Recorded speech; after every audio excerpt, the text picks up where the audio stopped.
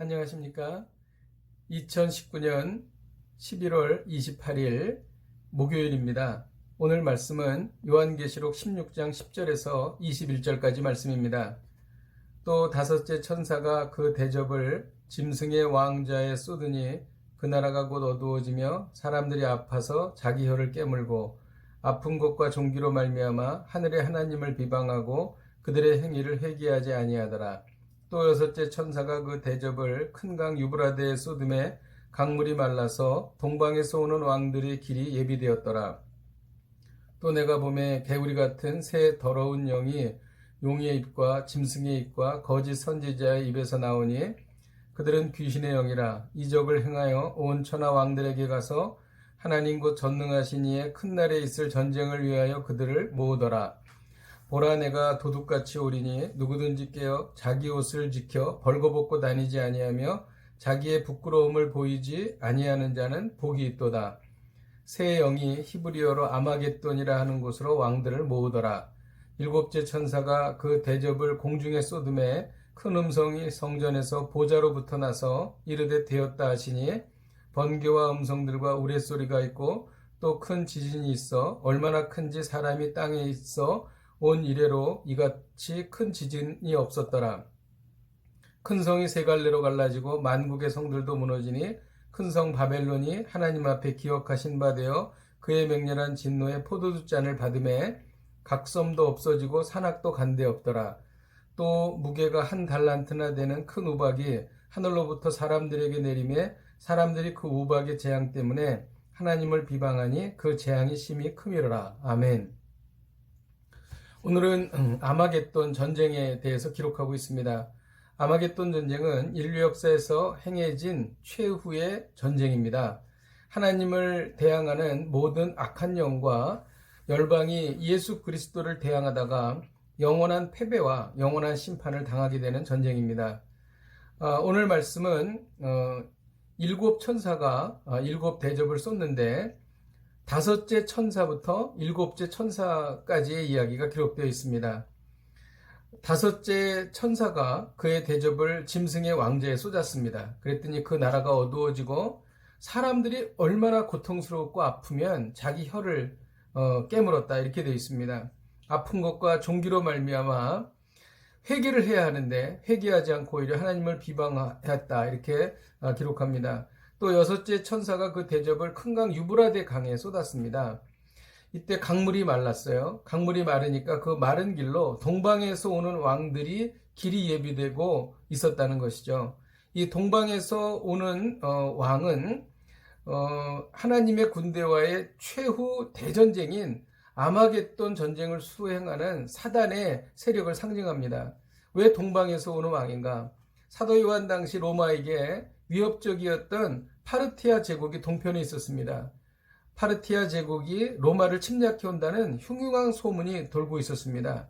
그래서 동방에 오는 왕들, 그러면 그 당시의 사람들은 두려움에 빠지는 그런 단어가 되었던 것이죠. 여섯째 천사가 그 대접을 강에 쏟았더니 개구리 같은 새 더러운 영이 나타나서 그것이 용의 입에서 나옵니다. 이 용은 사탄을 의미하고요. 짐승의 입에서 나옵니다. 이것은 적그리스도를 의미합니다. 거짓 선지자의 입에서 나왔다. 이 거짓 선지자는 이단 사입이 거짓 목자들을 말하는 것입니다. 이들이 그 귀신의 영인데 이적을 행하며 온 천하 왕들에게 가서 하나님의 곧 전능하신 이의 큰 날이 있을 전쟁을 위하여 그들을 모았다. 이 전쟁을 준비하기 위해서 모이는 것입니다. 그리고 내가 도둑같이 오리니 누구든지 깨어 자기 옷을 지켜 벌거벗고 다니지 아니하며 자기의 부끄러움을 보이지 아니한 자는 복이 있도다. 이런 말씀이 들렸습니다. 이 세 영이 아마겟돈이라 하는 곳으로 왕을 모았습니다. 그랬더니 이제 일곱째 천사가 그 대접을 공중에서 쏟았습니다. 큰 음성이 성전의 보좌로부터 나서 이런 말씀을 하시는 거죠. 이르되 되었다 하시니, 이런 말씀을 하셨습니다.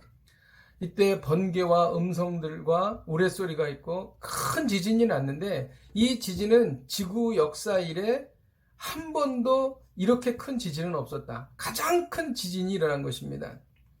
그러자 19절에 큰 성이 세 갈래로 갈라졌다고 기록합니다. 이것은 만국이 회복 불가능하게 되어서 완전히 파괴되었다는 뜻입니다. 섬도 없어지고 산악도 없어졌습니다. 그때 이 정말 엄청난 재앙인 역사상 가장 큰 지진이 나고 나서 또 그 위에다가 우박이 떨어지는데 이 우박의 무게가 1달란트라고 기록됩니다. 1달란트는 약 40kg입니다. 40kg이나 되는 우박이 하늘로부터 무수하게 쏟아지기 시작했습니다. 그런데 놀라운 것은 사람들이 이때도 하나님을 비방했다는 것이죠. 이것이 오늘의 말씀인 것입니다. 오늘 말씀 중에 우리에게 주시는 메시지가 있습니다.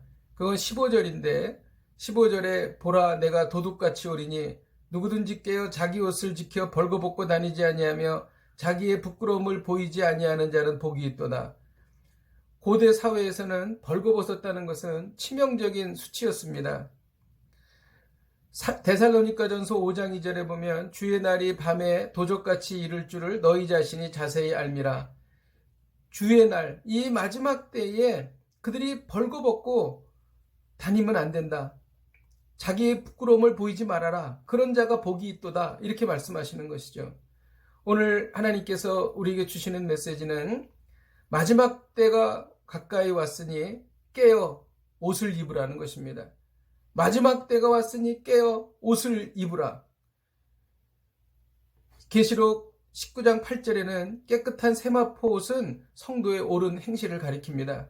이 옷이 무엇일까요? 이 땅에서 하나님께서 아담에게 가죽옷을 입혀 주셨습니다. 우리는 그리스도께서 주시는 의의 옷을 입어야 합니다. 이 옷이 무엇일까요? 이 마지막 때의 무서운 심판을 이길 수 있고 환난을 이길 수 있는 옷이 무엇일까요? 그것은 복음의 옷입니다. 복음은 예수 그리스도의 보혈이고 예수 그리스도의 보혈로 우리가 구원받는 것을 믿는 것입니다. 이 복음을 우리가 붙잡을 때에 이 마지막 때에 의의 옷을 입게 되는 것이죠. 지금도 많은 환난이 있지만 앞으로 더 많은 환난이 있을 것입니다. 성경이 그렇게 말하고 있습니다. 이때 우리는 복음의 옷을 입어야 합니다. 복음은 무엇입니까? 우리의 공로가 들어간 것이 아니에요. 우리의 행위로 구원받는 게 아닙니다. 하나님께서 해주시는 것이죠. 하나님의 능력으로 우리가 이 세상을 살아가는 것입니다. 우리가 이 세상을 살아갈 때에 이 복음의 능력이 우리의 삶 가운데 있기 위해서는 믿음이 있어야 합니다. 복음을 하나님께서 우리에게 주셨지만 그것을 믿는 사람만이, 그리고 그 믿음을 삶 속에서 실천하는 사람만이 이 복음의 능력을 받게 되는 것입니다. 어떠한 어려움이 있어도 우리는 하나님의 능력으로 이 어려움을 이겨나갈 것입니다. 이겨나갈 힘을 주시든지 그 어려움으로부터 피하게 해주십니다. 이것이 복음인 것입니다. 복음은 내가 하는 것이 아니라 하나님께서 하시는 것입니다. 그러므로 복음은 하나님의 능력을 철저하게 신뢰하고 믿고 나아가는 것입니다. 어려움을 당하셨습니까? 기도하십시오. 내 능력으로 하는 것이 아니라 하나님의 능력으로 우리는 거기서부터 구원받을 수 있는 것입니다. 질병에 걸렸어도, 자녀의 문제도, 그리고 나라에 어려움이 있을 때도 우리가 우리의 힘으로 하는 것이 아니고 하나님의 능력으로 이것을 헤쳐나가는 것, 이것이 바로 복음의 옷, 의의 옷인 것입니다. 기도하겠습니다. 하나님 아버지, 이 마지막 때를 살아가면서 의의 옷을 입기를 원합니다. 복음의 옷을 입기를 원합니다. 어려움을 당할 때에, 힘들고 또 고통을 당할 때에 우리가 하나님 앞에 기도하고 믿음으로 나아가게 하여 주옵소서. 이 고통은 내 힘으로 감당하는 것이 아니고 이 고통은 하나님의 능력으로 감당하는 것이다. 하나님께서 이 고통으로부터 우리를 건져주실 것이다. 왜냐하면 하나님은 우리를 사랑하시고 예수 그리스도께서 우리를 위하여 십자가에서 죽으셨기 때문이다 라고 하는 그 믿음, 그리고 그리스도의 십자가 뒤에 나타나는 부활을 믿음으로 우리의 삶 가운데 이런 부활의 역사가 끊임없이 일어난다고 하는 것을 굳게 믿음으로 우리가 복음의 옷을 입고 이 마지막 때를 이기고 견디고 승리하게 하여 주시옵소서. 예수님의 이름으로 기도하였습니다. 아멘. 할렐루야. 오늘도 복음의 옷을 입고 어려움을 이기시고 승리하시는 복된 하루가 되시기를 주님의 이름으로 축복드립니다. 오늘도 승리하십시오. 내일 뵙겠습니다.